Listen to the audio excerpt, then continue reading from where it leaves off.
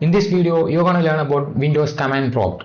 If you are familiar with Linux terminal, then it might be easier for you to understand this video, or else you have to listen carefully and don't skip this video. Okay, so you can see in the Linux you have a command like pwd to know your working directory, but in Windows you can see it is already here, right? It will be, this is my current directory, which is the C user section, is my current directory. Then in Linux terminal you enter commands like ls to list, but in command prompt you do have a command like dir to list the directories and files. So as you can see in C user section, there will be this much of directories and files. So I am just moving to desktop using the basic command cd to change the directory. So I'm just moving to desktop. So this is the desktop. When I enter dir, so I can see the files or contents in the desktop. So this is desktop and there will be no files or contents. So let me create a file in the desktop. Okay, so I am using notepad to create a file in the desktop. Like I am creating a file you can subscribe for more amazing content. Okay, so I'm just saving this as file.txt. so and I'm just saving this file in the desktop.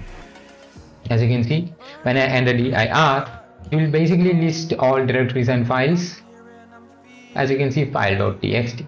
To open this file.txt, you can enter the command tape. So you can use the command tape to view a file, right? As you can see, this is the content of file.txt subscribe. So guys, make sure you subscribe to this channel. Okay, so I hope it's clear. So there will be a lot of commands in Windows command prompt, like you can enter the command like system info to know your system information. As you can see, it's loading some information. So this is the information of the system. So to know the system information, you can use the system info command.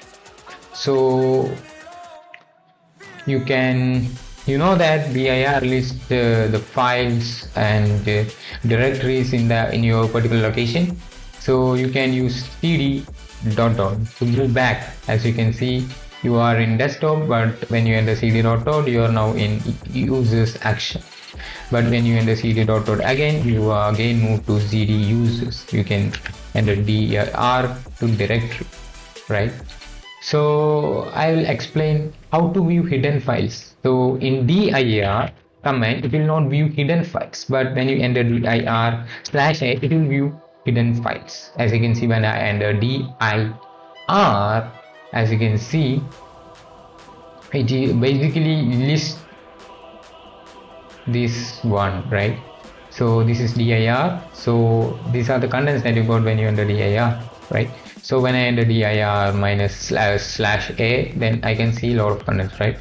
So this is basically the hidden files. So let me show in real life example. Like I'm just opening here, I'm just copying this, moving this file. So yes, continue. So I'm gonna hide this file using properties, and I can click hidden and click apply and click OK. So after that, you can see the file is hidden, right? So I'm just opening cmd in this particular directory, and it's C. So when I enter dir, I can see these are the files like perform, program files x86 users Windows. So when I enter dir/a to view the hidden files, there will be a lot of hidden files. So this is our file.txt, which is hidden. Okay, in GUI you can view hidden files by clicking the view, and you can click hidden items to view the hidden files. But in CLI, which is command line interface, you can enter the command flag/a to know information about a particular command. To get the help menu about a particular command, you can use a command name and /question to know the help menu of that particular command. As you can see, dir displays a list of files and some directories in a directory. So this is the purpose of using dir. /? is basically used to view the help menu. So you can see a lot of attributes like /b uses bare format, and /d display the 1000 separator in file sizes and a lot more things. So if you want, you can test that.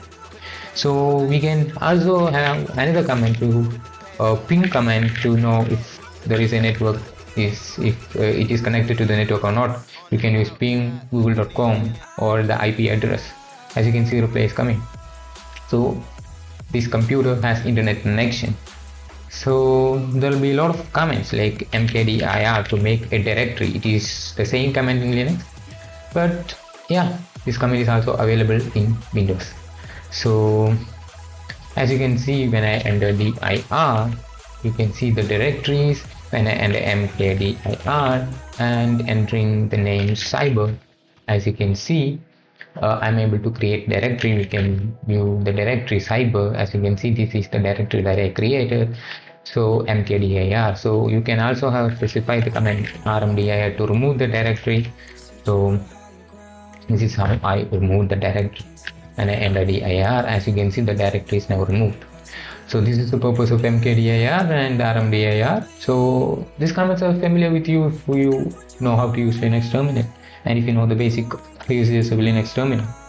And there will be another command called nslookup. You can use nslookup google.com to know some information like server address and the name, which is google.com local domain, and you got an IP address. Like you can just copy this IP address and you can open a browser and paste this IP address. As you can see, you're able to visit google.com. So you can use nslookup if you want. So there will be another command which is ipconfig to know the IP address of a Windows machine. So this is the IP address of my Windows machine. And there will be command like ipconfig/r to know all information about this IP address. Like you do get host name and a lot more information when you enter /or. There will be help command. When you enter help, you can see a lot of commands, right? So these are the commands that you can use, right? Copy one or more files to another location. So a lot of commands here, right? So let me use the copy command. Okay, so we can copy this file. Okay, so that I'm entering cmd, and when I enter dir, I'm not able to see because the file is hidden, right? So I'm just going to properties and make the file visible.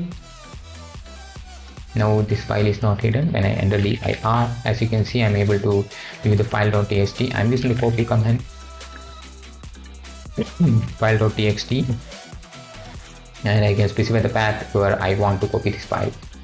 So if you want to know about the path, like you can copy this file to the users. So I'm specifying user, access is denied. So the U, I think it's capital letter.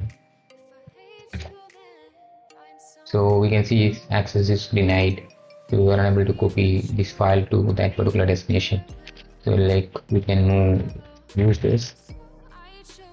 Yeah, we were able to move to users, dir for registering the directories, and you have to move to the name of your computer, dir to directory, and you can move to desktop.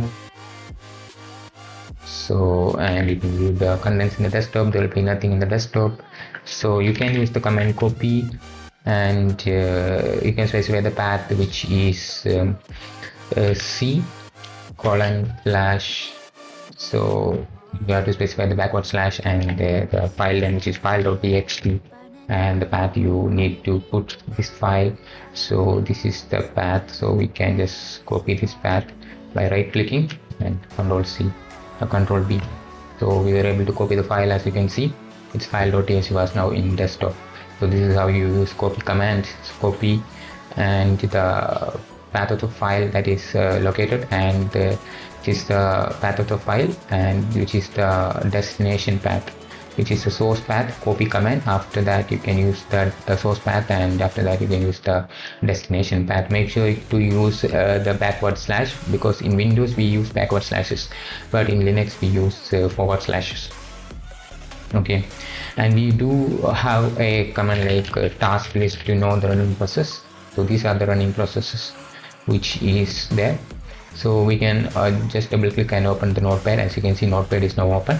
So now I'm just entering the command task list to know. As you can see, there will be notepad.exe which is running. As you can see, this is the file that is running. So as you can see, this is the PID, which is the process ID, and services name, session, and memory usage are available here. But we got the PID, which is called process ID.